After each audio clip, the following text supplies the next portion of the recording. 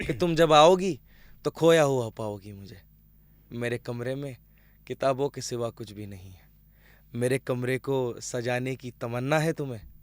मेरे कमरे में ख्वाबों के सिवा कुछ भी नहीं है। अब कुछ नहीं है, उसके आने का कोई फ़ायदा नहीं है। मैं चाहता भी नहीं हूँ कि वो आए मेरी ज़िंदगी में। अब से पता किस बात का डर लगता है, कोई एक दिन मेरी ज़िंदगी में ऐसा आएगा कि मैं मूव ऑन हो जाऊँगा उससे, और वो दिन बहुत ख़राब होगा मेरे लिए। बात करके, और उस फ्रेंड ने मुझे बताया है नहीं कि इसने मेरे से बात करी है, उसने उसे प्लीज़ करके उससे बात करके दिल्ली आ गई, और एक कैफ़े में मेरे दोस्त ने मेरे को बुलाया और मैं वहाँ बैठा, और मेरा दोस्त नहीं आया, वो लड़की आ गई, वो मेरे सामने बैठ गई। तो ऐसा क्या हुआ लाइफ में जो शेरो शायरी में आ गए? हम्म दिल टूटा या धोखा मिला जो इंस्टाग्राम पे आ गए? हम्म। और करते हैं हम आपका बहुत बहुत स्वागत जो आप हमारे चैनल BU पे आ गए। अरे भाई, ये तो आपने भी शायरी कर दी। मतलब ये मुझे लगता है संगत का असर आ गया आप पे भी। है ना हाँ। भाई, आना ही था। मतलब आपने जो दिल टूटी शायरी इतनी सारी बना रखी है ना, तो उसका आज राज ना खुल के रहेगा आज है। तो चलो पॉडकास्ट स्टार्ट करते हैं, और मैं चाहूंगा जनता को थोड़ा सा एक बार अपने बारे में बता दो, वो आज वो किसको सुनने जा रहे हैं। बिल्कुल, मेरा नाम है मुकुल शर्मा, और जो लोग मुझे जानते हैं मेरी शायरी की वजह से जानते हैं, और जो नहीं जानते हैं वो जानते नहीं हैं। तो तो उनको हम जन्मा देते हैं ना आज। उनको मैं कहीं ना कहीं दिख जाऊंगा, हाँ। या सुनता हुआ कहता हुआ नज़र आ जाऊंगा। और परम भाई से मिले आज, परम भाई को भी शेरो शायरी सुनाएंगे आज। तो मैं कहता हूँ एक काम करते हैं, इस पॉडकास्ट की शुरुआत ना एक शायरी से ही कर देते हैं। तो बिल्कुल सुना दो कुछ आज तड़कता भड़कता। और जनता, मतलब आज ना कमेंट बॉक्स में जाके वाह वाह ही आनी चाहिए आज। हाँ, एक शेर है, लिखा था कि वो दिन किस दिन के बाद में आएगा, जिस दिन के बाद में तू किसी की बात में नहीं आएगा। वाह, मैं रातों में जागता हूँ और मसला ये है कि मेरा महबूब मासूम है, रात को घर से बाहर नहीं आएगा। क्या बात दिल है। में उसकी तस्वीर कील से गड़ी हुई है। उफ। दिल में उसकी तस्वीर कील से गड़ी हुई है। तस्वीर निकल जाएगी, निशान नहीं जाएगा। राख बसती है जलने के बाद में, और कौन पागल है जो राख से दिल लगाएगा। ओए होए। हम भाई तो साहब, गजब गजब राख है, गजब। हम तो।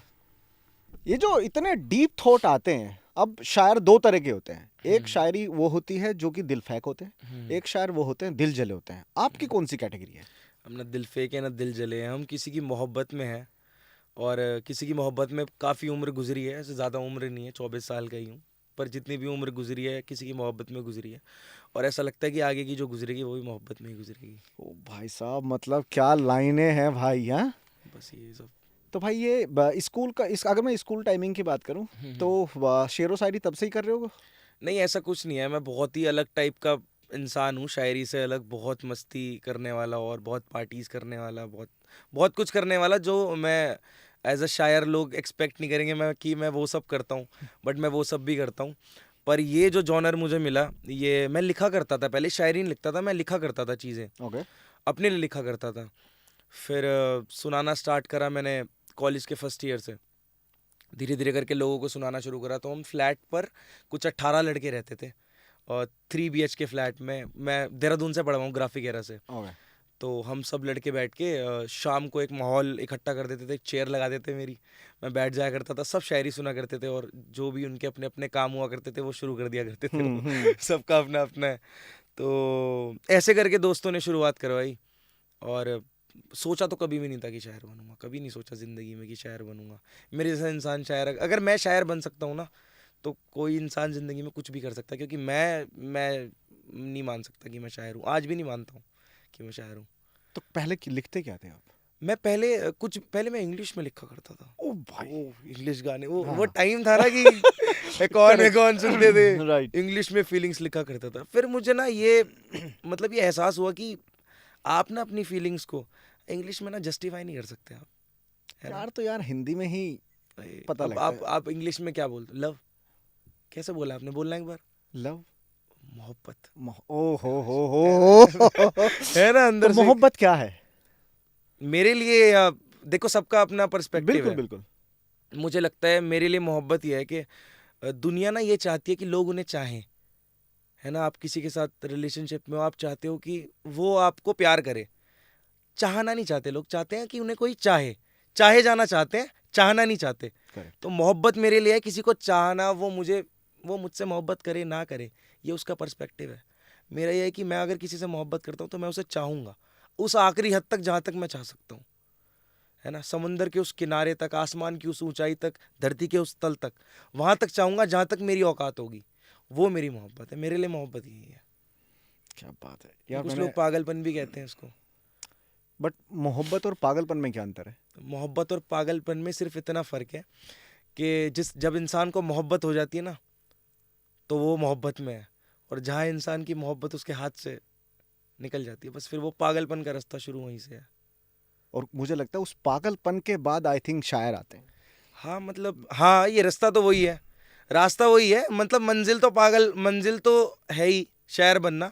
जो रास्ता है वो मोहब्बत से शुरू होके पागलपन, तन्हाई और उन सब कुसुम रातों से निकलता है, जहाँ पे आदमी अकेला बैठता है ना, वो तन्हा रातें वो बनाती है आदमी को शायर। तो भाई का दिल वैसे देखो होता है ना कि प्यार में बहुतों के दिल टूटे, हाँ, और जो सबके आप ही लोग टूटे। पॉडकास्ट देख रहे होगे तो बहुतों के, समझ रहे हो हाँ, रिलेशन। मेरे को जो सुनते हैं, जो लोग मुझे सुनने के लिए इस पॉडकास्ट पर आए होंगे, उनका तो पक्का टूटा होगा दिल। आपका टूटा है? किसका नहीं टूटा, आप बताओ इस दुनिया में। तो नहीं होता है ना कि शायर में तब बना जब मेरा दिल टूटा। हाँ, डीप थॉट भी तभी आते हैं। मुझे लगता है कि जब आप परम भाई किसी चीज़ से रिलेट करते हो ना, कि तो आप उसके बारे में ज़्यादा अच्छे से बता सकते हो, जिस चीज़ से आप गुजरे हो। तो कहाँ शायद से गुजरे हो आप? उसी चीज़ से गुजरा हूँ, जिस चीज़ की कहानियाँ लोगों को सुनाता हूँ, बताता हूँ। तो ए, बताऊँ क्या उसके बारे हाँ में? हाँ बताओ ना, प्लीज शेयर करो। तो ऐसा रहा कि मैं एक ही लड़की से के साथ शुरू से रहा हूँ, स्कूल टाइम से। पहली बार किसी पॉडकास्ट पे बता रहा हूँ, आज तक कभी नहीं बताया किसी को भी। बहुत लोग सवाल पूछते हैं। स्कूल टाइम से एक ही लड़की के साथ रहा, और एक ही ख्वाब था मेरा कि बस वो मुकम्मल हो जाए, और ज़्यादा ख्वाब थे नहीं ज़िंदगी में ना, क्योंकि घर से ओके हूँ, फैमिली वैमिली ओके, वेल टू डू है, तो कभी ये नहीं रहा कि बहुत बड़े सपने रहे, क्योंकि सेटल था घर से सब कुछ। पर ऐसा लगा कि ये चीज़ हासिल करनी चाहिए, ये ऐसी चीज़ है जो ज़िंदगी में है नहीं। पर एक वक्त होता है, आपको समझ में आता है कि आपकी अहमियत जो है वो किसी की ज़िंदगी में वैसी नहीं है जैसी आपकी ज़िंदगी में उनकी अहमियत है। तो जब ये आपको रियलाइज़ होता है, फिर आप अलग होते हो, फिर आप एक अलग इंसान बन जाते हो ना। आप मतलब कैसे बदलता है इंसान। मैंने ऐसे ऐसे लोग देखे हैं कि हंसता खेलता आदमी होता है। तो वो एक लाइन है, सुनी थी कि सुनाओ। लोग इश्क में पागल कैसे हो जाते हैं, देखो ऐसे हो जाते हैं। ओए तो होए होए ये होए होता होए है होए। मोहब्बत का। तो बस फिर अपनी ज़िंदगी शुरू हो गई। चाहता मैं इवेंट मैनेजर बनना था, इवेंट प्लानर, इवेंट प्लानिंग करूंगा, इवेंट मैनेजेस करूंगा। किस्मत देखो कहाँ ले आई। और किस्मत मुझे लगता है बहुत बढ़िया जगह ले आई। आज हाँ। भी आप ऐसे बहुत जिनके दिल टूटे हैं उनको कहीं ना कहीं शायरी मरहम का काम कर रही है। हम्म। मैंने कहीं पे कुछ लाइनें पढ़ी थी कि अगर शायरी ना होती तो क्या होता, आई हम्म। थिंक प्यार अधूरा रह जाता। हाँ, ये बात है। मुझे लगता है कि ये वाले फेस को हैंडल करने के लिए पावर तो मिलती है पोइट्री से। आप अपनी फीलिंग्स को कहीं पे लिखते हो, निकाल देते हो ना अपने अंदर से। वो निकालना हो गया कि आपने निकाल दी अपनी फीलिंग्स अपने अंदर से, तो फ़र्क तो बहुत पड़ता है, और सुनने वाले पे पड़ता है। बहुत सारे लोग हैं ना, जैसे आप और मेरे जैसे लोग हैं, हम तो बोल देते हैं। बहुत सारे लोग हैं जो नहीं बोल पाते, तो उन्हें सुन के अच्छा लगता है सब बातें जो हम बोलते हैं। तो अभी जो आपने फीलिंग की बात करी, हाँ जो हाँ देखो सबका प्रोस्पेक्ट्स बिल्कुल डिफरेंट है। हाँ हाँ, सबका। मुझे क्या लगता है feelings is never be like ending process की, कभी मरती नहीं है, राइट? कभी नहीं, कभी नहीं। Feeling can be changed. मर सकती है फीलिंग, मर सकती है, लेकिन अगर फीलिंग मर जाए ना, तो फिर इंसान मर जाता है। मरती तो है फीलिंग, तब मरती है, लेकिन फीलिंग मर जाए तो फिर इंसान इंसान नहीं रहता। ये है फीलिंग का सीन। तो भाई मुझे लगता है मतलब कुछ सुना दो यार बढ़िया सा, फिर से दोबारा से मैं यही पूछूंगा अब आपसे। एक शेर था। एक शेर, सलाह शेर लिखा था मैंने। इस शेर को नाम दिया था सलाह। सलाह दे रहा हूँ दुनिया को, ये शेर सलाह है कि कितने घुटने घिसे हैं मोहब्बत में, याद रखना। खुद की नज़रों में कितनी बार गिरे, याद रखना। याद रखना कि प्यार करने का सिला था वो, किसी पर मर मिटने की सज़ा मिली थी। वो आएगा एक दिन रास्ता बदल कर मिलने के लिए, उसे कहना ये रास्ता गलत है, आगे से याद रखना। क्या बात है भाई, गजब गजब गजब। ये परम भाई सलाह है। आप तो शादीशुदा हो, जो लोग शादीशुदा नहीं है उनके लिए सलाह है कि बच के रहें मोहब्बत से। मोहब्बत मोहब्बत पता है, मोहब्बत बदनाम है।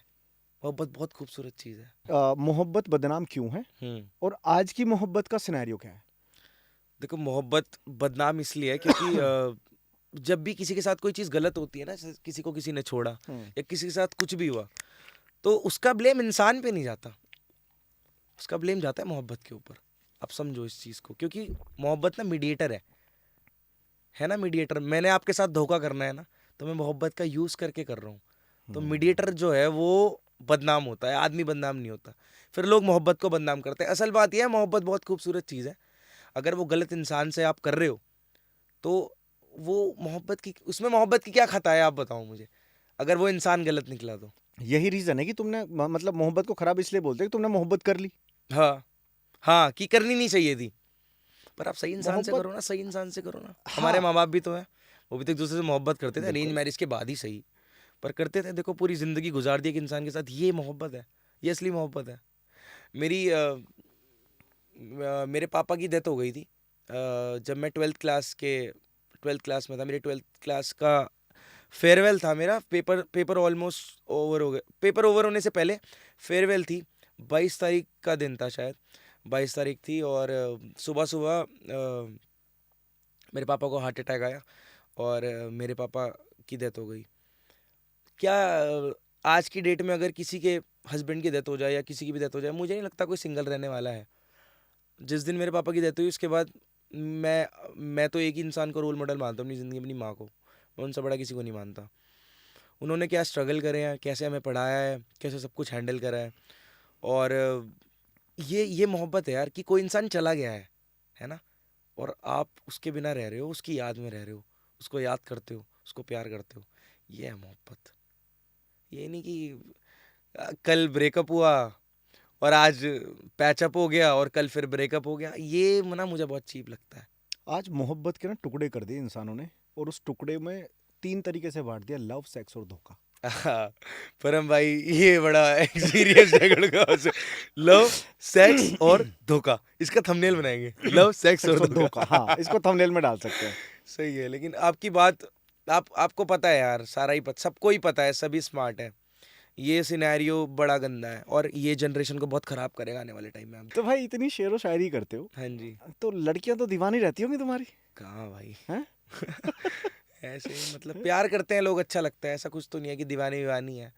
मेरे लिए तो बहुत बड़ी बात है कि नॉर्मल लुक्स का लड़का रुड़की शहर से निकला और इतना मुकाम हासिल कर लिया। मैं तो खुश हूँ, लोग मुझे सुनते हैं, बस मैं उसी में खुश रहता हूँ।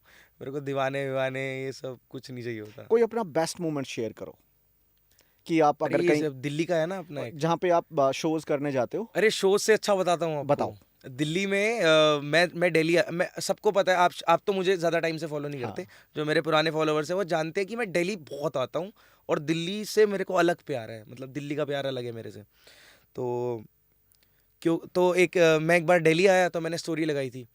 तो एक लड़की कश्मीर से ट्रैवल करके दिल्ली आई मेरे किसी फ्रेंड से बात करके, और उस फ्रेंड ने मुझे बताया है नहीं कि इसने मेरे से बात करी है। उसने उसे प्लीज़ करके उससे बात करके दिल्ली आ गई और एक कैफ़े में मेरे दोस्त ने मेरे को बुलाया और मैं वहाँ बैठा और मेरा दोस्त नहीं आया, वो लड़की आ गई, वो मेरे सामने बैठ गई।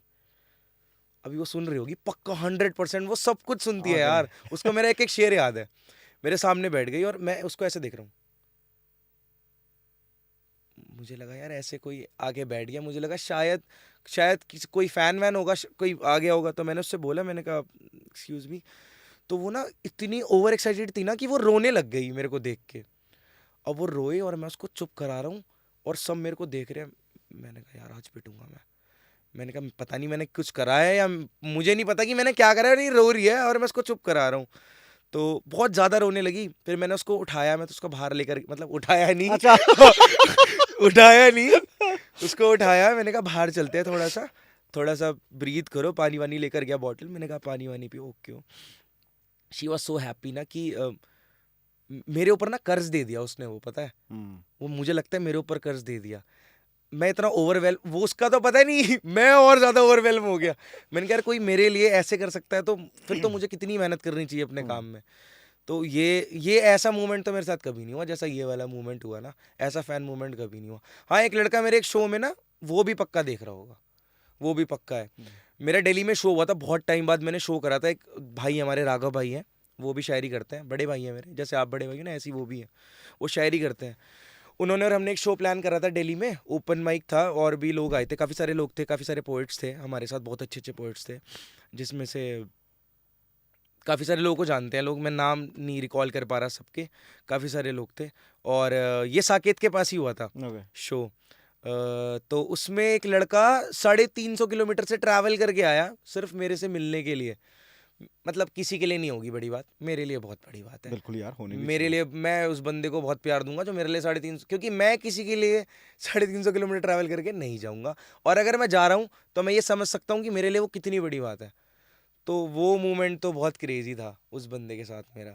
फिर उसके बाद वो मेरे हर शो में आया है, ओके। हर शो में मिलता है मेरे को। अब वो ऐसा हो गया जैसे दोस्त हो मेरा।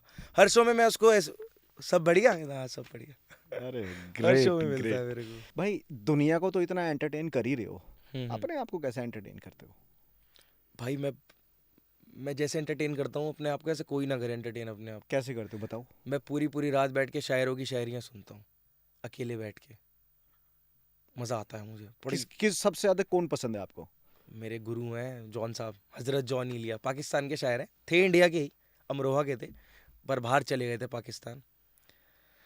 दर्द अगर कोई समझा पाया है ना तो वो जॉन साहब समझा पाए, और कोई नहीं समझा तो पाया। कुछ उस दर्द में से कुछ निकाल के जनता तक अरे पहुंचाओ। जॉन साहब का, हाँ। जॉन साहब का कोई ऐसा शेर नहीं है जो आपको ना लगे। जॉन जॉन साहब का एक टू लाइनर है, मुझे बड़ा पसंद है। जॉन साहब कहते हैं कि कौन इस घर की रखवाली करे। बड़ा गहरा शेर है, ध्यान से हाँ हाँ सुनना। प्लीज। कि तो जॉन साहब का है कि कौन इस घर की रखवाली करे, हर दिन एक नई चीज़ टूट जाती है। शेर इतना गहरा है, इस शेर की गहराई इतनी है कि आप इसको समझेंगे ना तो इसके तल तक नहीं पहुंच पाएंगे आप। जॉन साहब कह रहे हैं कि रिकवर तो मैं हो जाऊंगा, प्रॉब्लम नहीं है रिकवर होने में, बट जब भी मैं रिकवर करने की कोशिश करता हूँ ना, कोई एक ऐसी चीज़ है जो मुझे पीछे खींचती है तुम्हारी साइड से।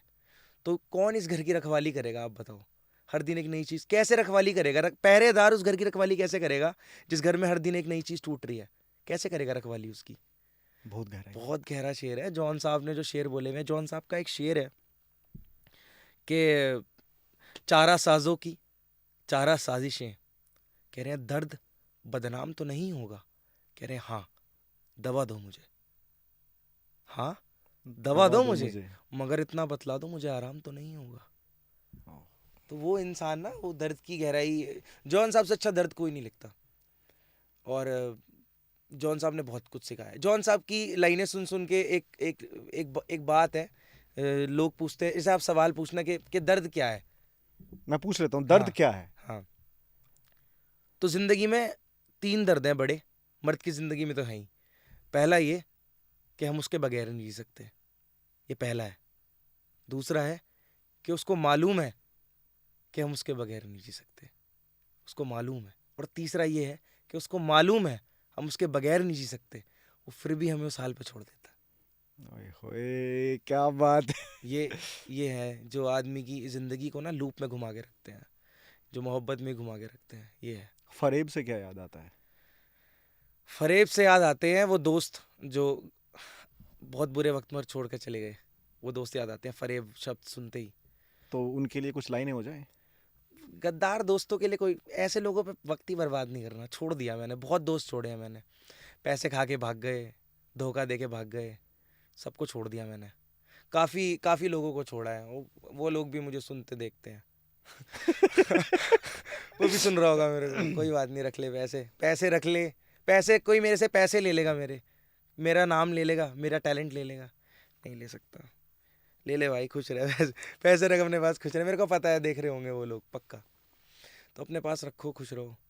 मैंने ये देखा है कि अगर कोई आपका नुकसान कर रहा है ना परम भाई, मॉनेटरी टर्म्स में या फिजिकल टर्म्स में, किसी भी चीज़ में, तो वो आपका फ़ायदा है लॉन्ग टर्म का। कैसे? आपको पता चल गया अच्छा कि ओके। वो इंसान क्या है, तो इससे ज़्यादा है ना, लाख रुपए की चोट खाई, लाख रुपए की सीख मिली, फ़ायदा ही है ना। अगर मैं इस पे एक सवाल आ गया कि अगर आज के युग में हम्म सबसे ज्यादा मुश्किल है पहचानना, तो वो हम्म। क्या है? इंसान। इंसान, सच बात है, सच्चा इंसान। क्योंकि दिखता तो हर कोई है ना, अंदर से। बाहर से मुस्कुराता है शख्स, अंदर नहीं जानते कितने कांटों का मेला है।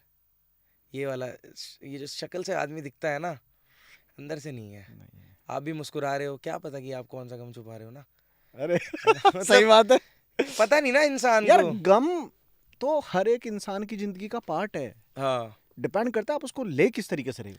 आप उसको अगर पॉजिटिव वे में ले रहे हो ना, तो वो आपको हेल्प करता है, मुझे लगता है।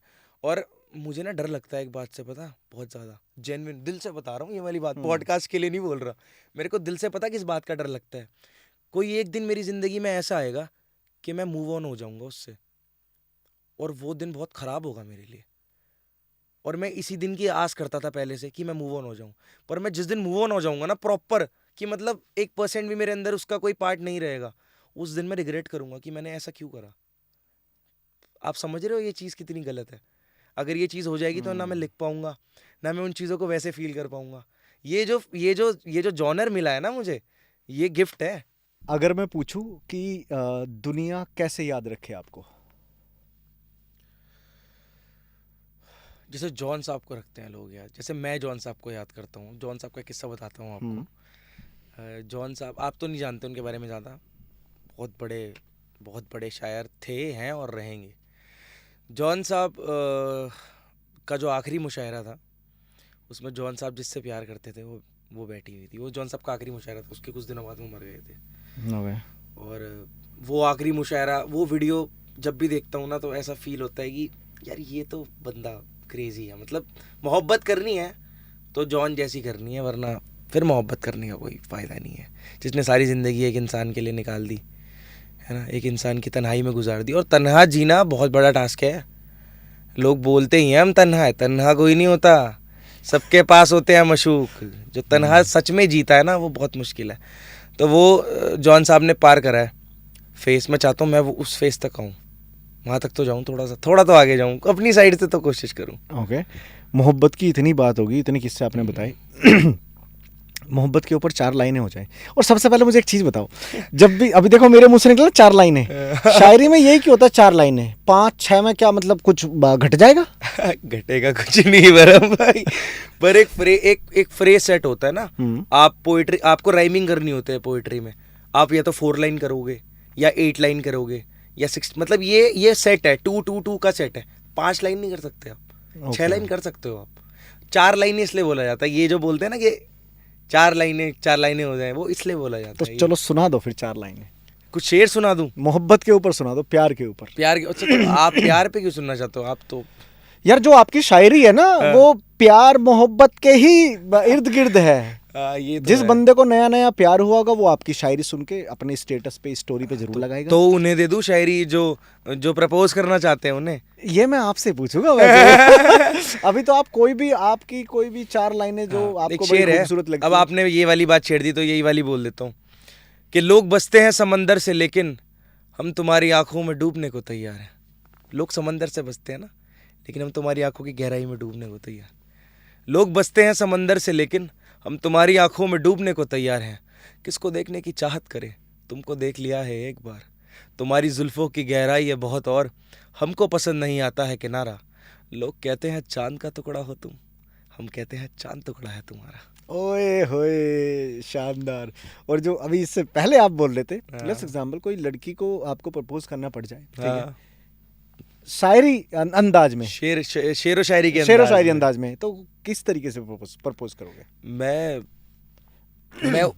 अगर मैं बोलूंगा तो मैं एज अ उसको ही बता देता हूँ ऐसे। लेट्स एग्जांपल, मान लो ये वाली लड़की है, तो मैं ऐसे बोलूंगा। हाँ, कि शायरी नहीं है, एक वो बना देता हूँ। जैसे आपने बोल दिया तो बता देता हूँ। ये मैं कहूँगा, मैंने सोचा है कि आंखों में आंखें डाल ये मेरे लिए थोड़ा टास्क है, क्योंकि मैं इस फील्ड से काफी टाइम से गायब हूँ। है ना, मैं दूसरी फील्ड में हूँ अभी। बट ये वाली फील्ड भी ऑब्वियसली कभी तो होगा, कभी तो करेंगे यार। हम थोड़ी सिंगल थोड़ी मरना है हमने, तो ये तो करना ही है।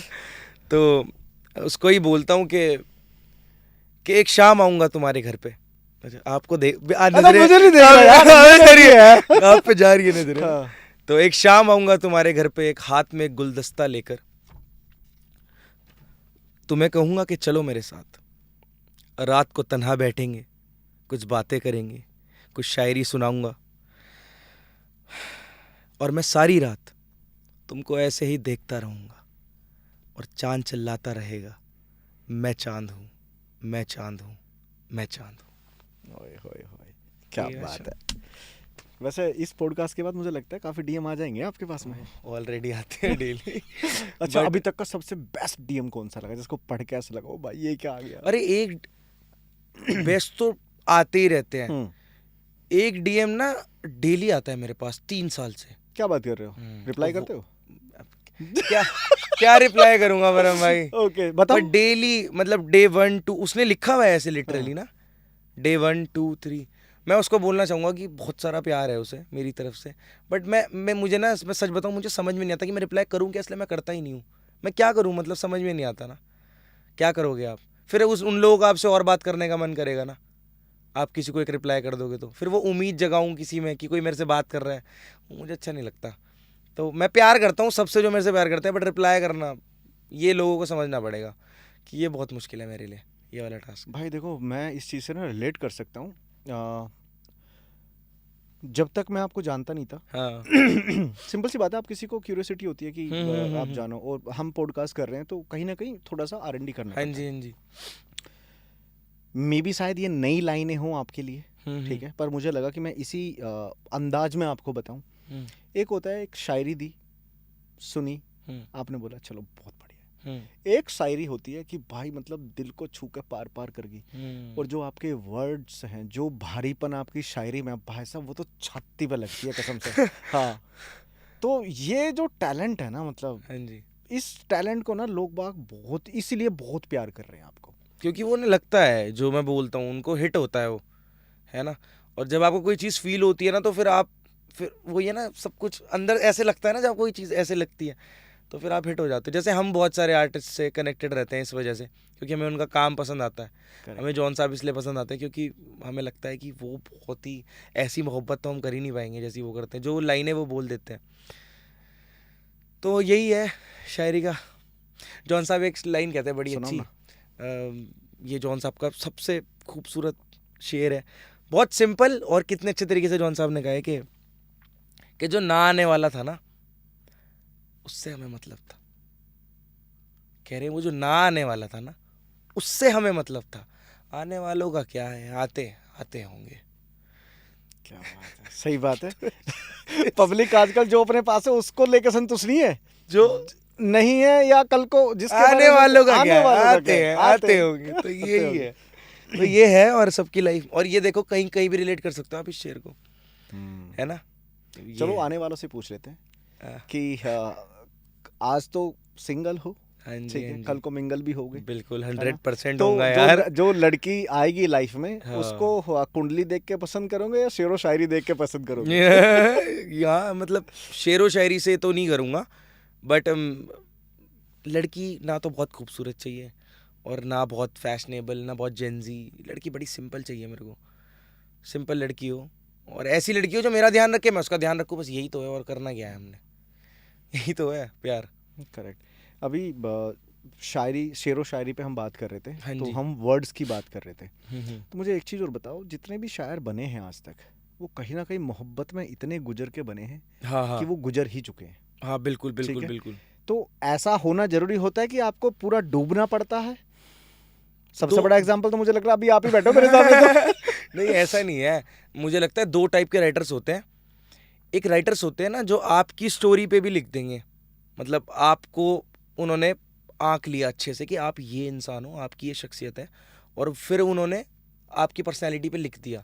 एक होते हैं जो खुद पे जो गुजरी है, आप बीती जिसको बोलते हैं, वो लिखते हैं। मेरे को तो जो आप बीती लिखते हैं ना, वो बड़ा क्रेजी लिखते हैं, क्योंकि वो एक एक चीज़ को ना बहुत अच्छे से पिरो सकते हैं। अब शायर देखो ना, आप मेरे को एक चीज़ बता दो अभी कोई भी, मैं वहाँ से कोई शायरी निकल जाएगी, मतलब 100%। आप बोल दो ये टीवी है, ये गिटार है, ये ज़मीन है, ये आसमान है, ये समंदर है, ये दरख्त है, ये रेत है, ये हवा है, ये बाजू है, ये कलम है, ये बाल है, ये सर है, नाक है, कहीं से भी निकाल देंगे शायरी। तो वो जो निकालना है, और एक फीलिंग तो ये है, बट उसे किसी और चीज़ से रिलेट करवाया, बोला कुछ और लेकिन समझ में फीलिंग आई, वो बड़ा क्लासिक है। मैं तो खुला कहता हूँ, मैं उससे प्यार करता हूँ आज भी, सुन रही होगी। मैं करता हूँ उससे आज भी प्यार यार, और जिंदगी भर करता रहूंगा, बिल्कुल करता रहूंगा। तो वो क्या प्यार नहीं करती आज आपसे? करती है यार, लेकिन उसकी अपनी मजबूरी रही होगी, उसका कुछ अपना रहा होगा, सब अपने रास्ते निकल जाते तो हैं। चलो एक उन्हीं के लिए सुना दो फिर आज। अरे उनके लिए तो सारे शेर हाय हैं। हाय। एक चलो शेर, उन सारों में से कुछ निकाल के सुना दो, क्या क्या पता वो सुन ले। उनके लिए एक शेर है कि तुम जब आओगी। वो यहाँ बैठी है। जॉन जॉन साहब का शेर है, हाँ। जॉन साहब का शेर हमेशा लगता है हम्म। ये वाला शेर सुन के कि तुम जब आओगी तो खोया हुआ पाओगी मुझे। मेरे कमरे में किताबों के सिवा कुछ भी नहीं है। मेरे कमरे को सजाने की तमन्ना है तुम्हें। मेरे कमरे में ख्वाबों के सिवा कुछ भी नहीं है। अब कुछ नहीं है, उसके आने का कोई फ़ायदा नहीं है। मैं चाहता भी नहीं हूँ कि वो आए मेरी ज़िंदगी में। मैं चाहता हूँ कि वो जहाँ है, जैसी है, खुश रहे, बस।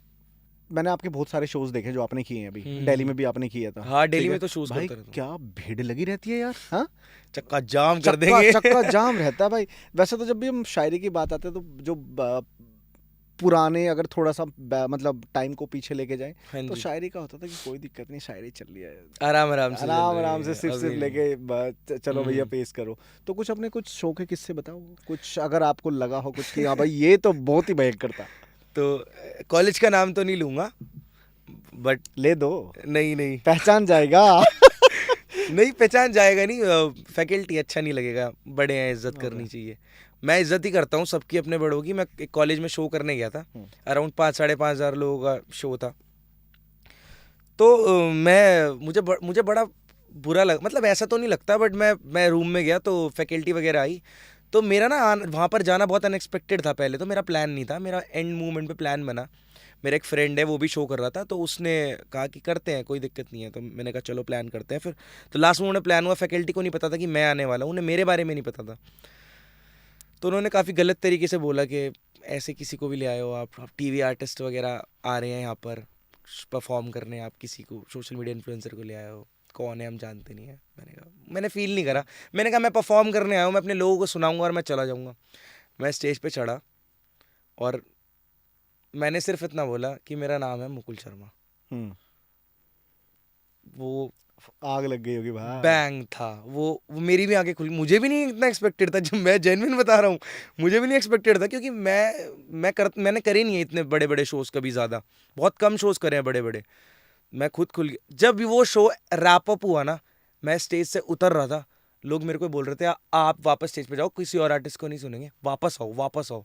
2 शेर और बुलवाए, फिर भी नहीं जाने दिया। फिर बोला और सुनाओ। मैंने कहा देखो अब जो है ज्यादा हो रहा है अब जाने का जो है वो वक्त हो गया है। हाँ। और जब मैं वापस आ रहा था ना, तो जो उस फैकल्टी की बेटी थी ना, वो मेरे साथ फोटो खिंचवाने आई भीड़ में, और वो अपनी मम्मा के साथ आई जिसने मेरे बारे में बोला था। तो मैं बोलना तो बहुत कुछ चाहता था, पर मैंने कुछ नहीं बोला। मैंने उनकी तरफ देखा, मैंने ऐसे सिर्फ मुस्कुराया। मैंने कहा कोई बात नहीं, बड़े हैं, बोल देते हैं कुछ गुस्से में। बातें इशारों में ही हो जाए तो ज़्यादा ज़्यादा बेहतर है। ज्यादा बेहतर। और ठीक है, बोल दिया होगा, मुझे बुरा लगा लेकिन उस दिन बहुत, पर मैंने निकाल लिया। मतलब अभी ऐसे क्या निकालता फ्यूचर हूँ प्लान मैं। क्या है?